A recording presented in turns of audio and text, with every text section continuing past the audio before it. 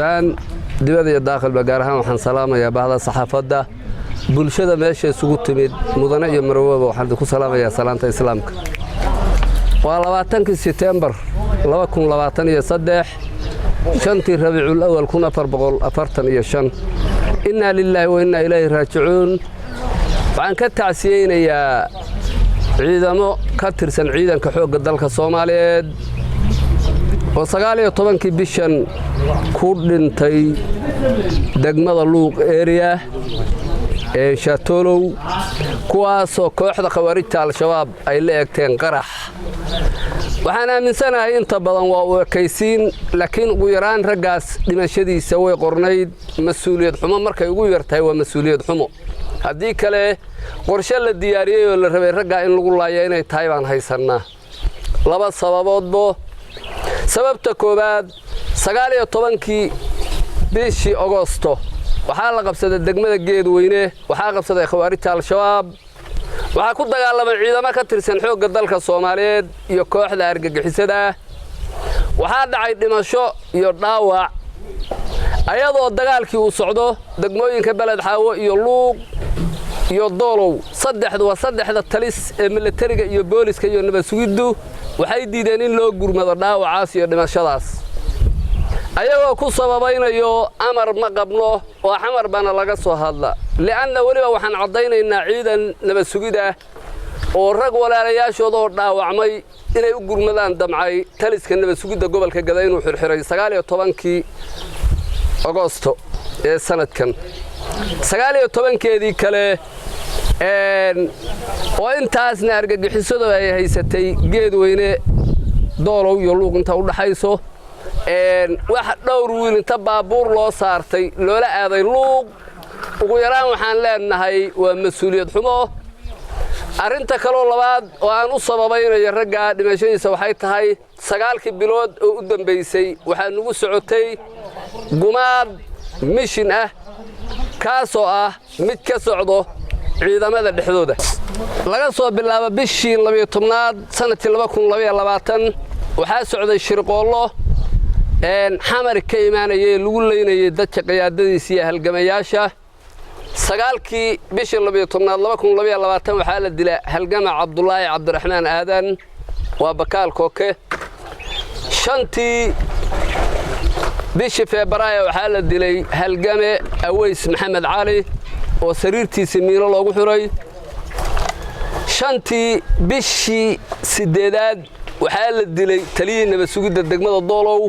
oo lagu dilay hotel bartamaha magaalada ah mishina caynkaas ah oo dhaqankii lagu yaqaanay argagixisada gudoomiye ku-xigeenkeeda Axmed Maxamed Islaam dhaqamadiisii ah oo aad garanayso Ciise Kaambooni sidii u dilay oo aad garanayso Cabdi Madoobe ninkii la oran jiray Cabdi Koombe la baxay sida lagu dilay oo boqolaal sarkaal oo daarooda magaalada Kismaayo lagu dilay ciidina aan wax sabab ah oo loo raacday aan la arag sababtaas oo Rashiidbo lala maaganaabaan u haystaa rag fuliyayba wayna ka jirtaa halkan waxaan dhamaan ugu baaqayaa shacabka gobolka Gado iyo ciidamadu inay gacmaha isqabsadaan oo ay ka digtoonaadaan hal doorkooda mishinada lagu leynayo waxa kale oo rabaa halkan inaan ka xaqiijiyo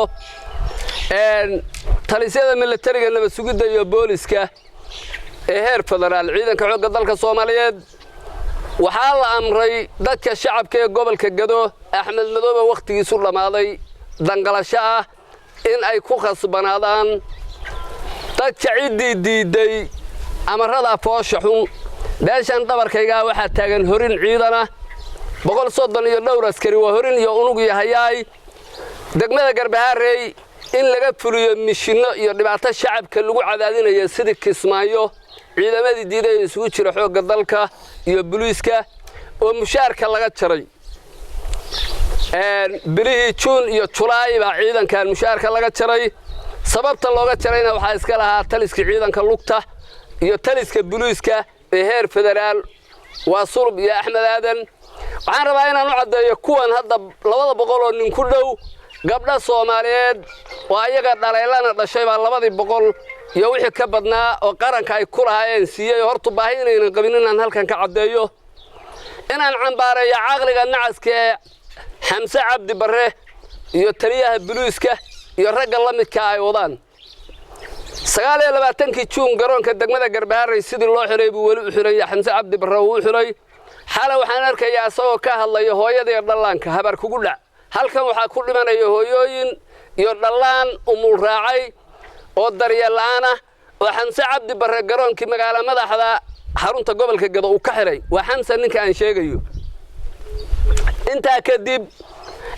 تلسيد من الترجية بلويسكا